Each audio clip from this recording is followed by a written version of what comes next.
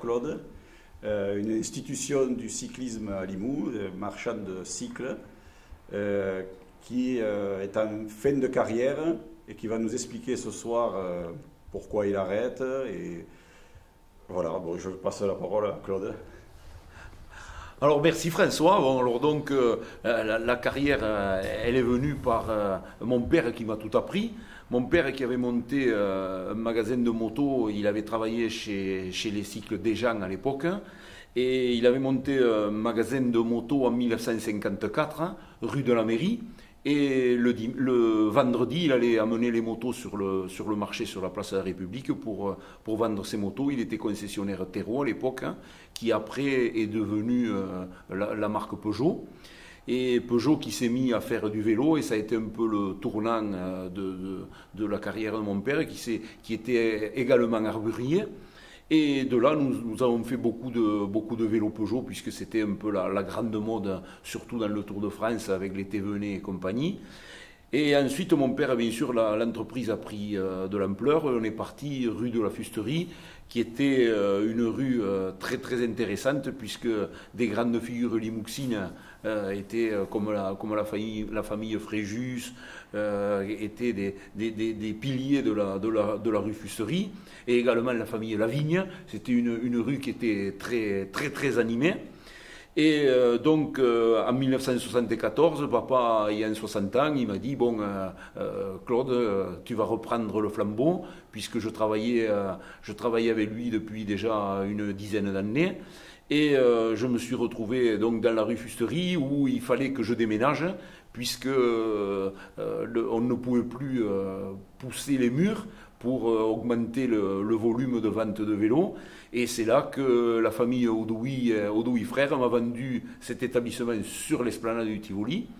Et là, on s'est mis bien sûr à changer un peu le fusil d'épaule, où on a fait beaucoup plus de vélos que de motos. On a arrêté complètement la moto, et le vélo est devenu une petite passion à la vente, et puis surtout cette clientèle-là qui était une clientèle adorable.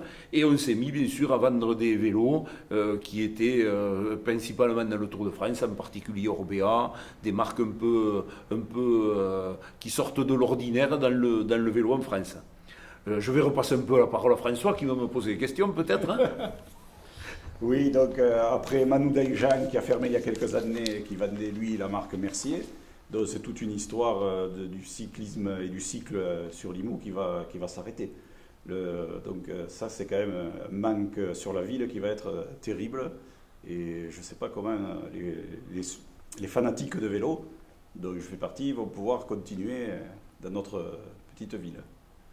Alors, il est certain que c'est un métier qui risque de manquer, mais je pense qu'il y a quelques personnes qui devraient arriver, remonter, je pense, une entreprise uniquement de vélo et plus de motorisés, puisqu'il y a sa place à Limoux, et ce serait dommageable de laisser partir cette clientèle sur le Carcassonnais et de priver les amateurs de cyclisme d'avoir quelqu'un qui fait la maintenance et surtout la vente de vélos. J'espère fortement que quelqu'un va arriver et s'occuper de ce métier, puisque dans mon magasin actuel, je pense que ce sera plutôt un autre métier, et il se pourrait fortement que ce soit une pharmacie. On peut en parler ouvertement aujourd'hui. Et donc j'aimerais fortement qu'il y ait quelqu'un qui répare le vélo, et je serai là pour le conseiller s'il en a besoin. Alors pour les gens de ma génération, ça va être un grand manque, parce qu'on a tellement de souvenirs ensemble avec notre groupe d'amis qu'on appelait le Funiteam Limouxin.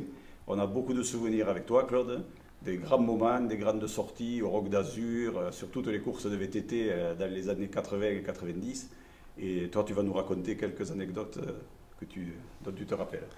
Alors bon, en plus du Funiteam, bien sûr, dans le monde du vélo, on a eu la chance, grâce à Jean-Paul Dupré, il faut le dire, c'est d'accueillir le Tour de France et le départ devant la porte du magasin, ce qui nous a permis d'accueillir Gilbert Duclos-Lassalle dans le magasin, ainsi que Bernard Hinault, qui a passé un petit moment dans notre magasin, avec des temps forts également, avec toute l'équipe Festina à cette époque-là. Et donc ça a été un point d'orgue avec mon père d'avoir ces vedettes dans le magasin, avec papa, avec moi. Ça a été vraiment la cerise